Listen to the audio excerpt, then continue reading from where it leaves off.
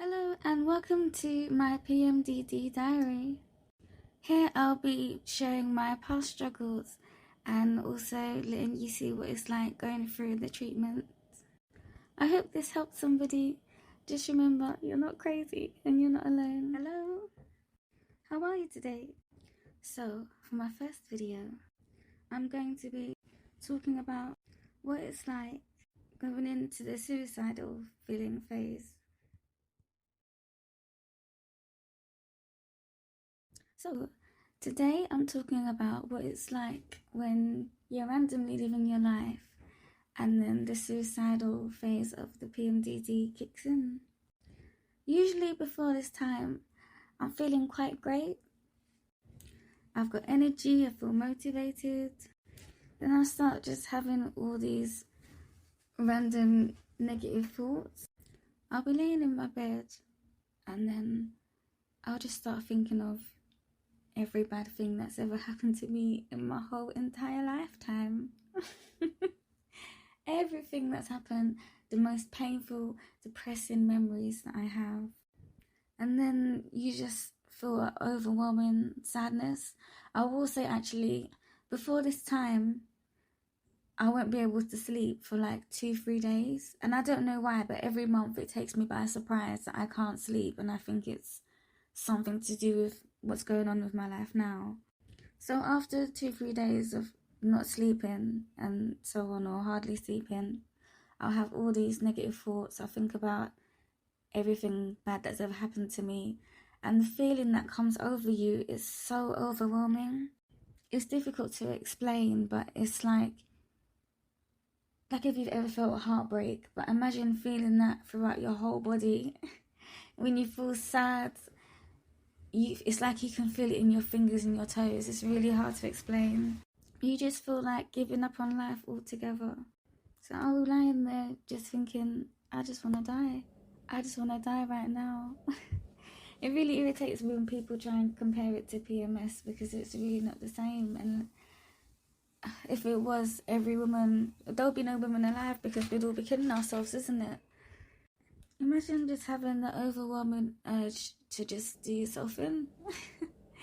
And for example, I'll be there imagining, how I'm going to do it, what it's going to feel like, the blood coming out, like everything really graphic. And it takes actually a lot of energy not to hurt myself and not to do something to myself, because at that time, the sadness and the pain, the emotional pain is just so overwhelming. I'll have to monitor it or think back, but there's a time in between the suicidal feelings where there's an angry time. I can't remember if that's before or after, but I know I'll be thinking about like ways that I've overreacted, and I'm gonna have to go back to that place now. It's not that something didn't happen, but something small.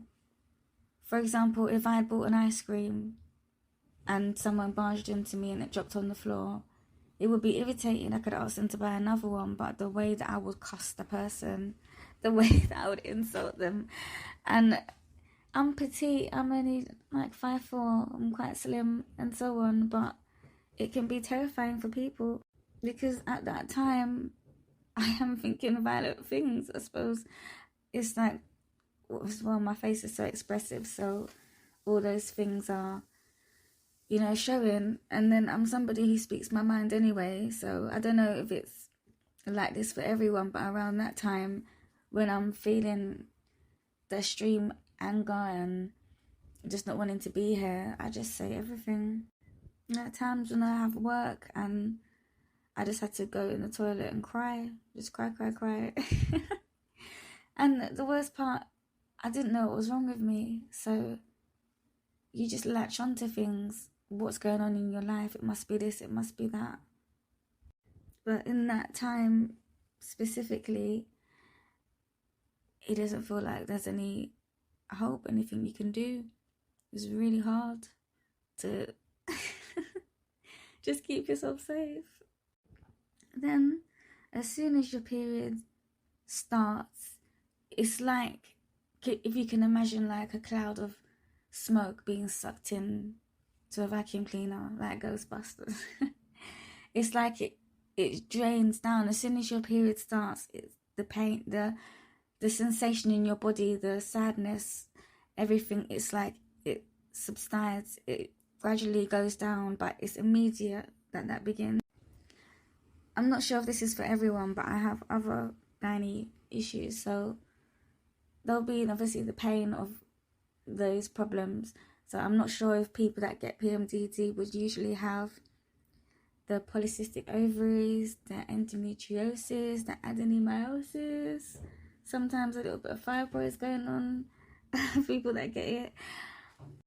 But for me, I'll get the pain increasing, but emotionally, the suicidal feelings and everything like that starts dying down, and the anger starts dying down.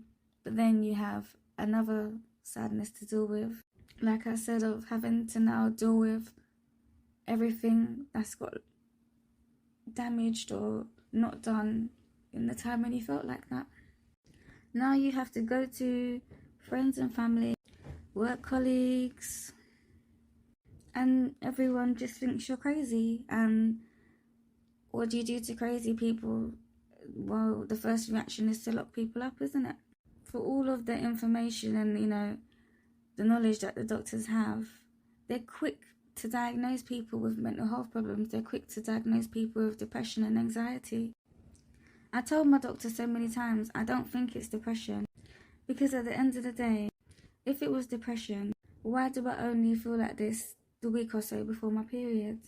They didn't want to listen, and you get vilified.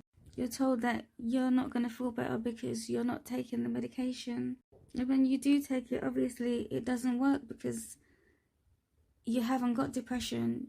You've got a hormone imbalance. I've literally been seeing my doctor about this for nearly 25 years. And only 3 days ago, I was able to start the treatment. And even that, I had to fight and struggle for, which is difficult because obviously, like I said, things mashed up along the way. Try and imagine this.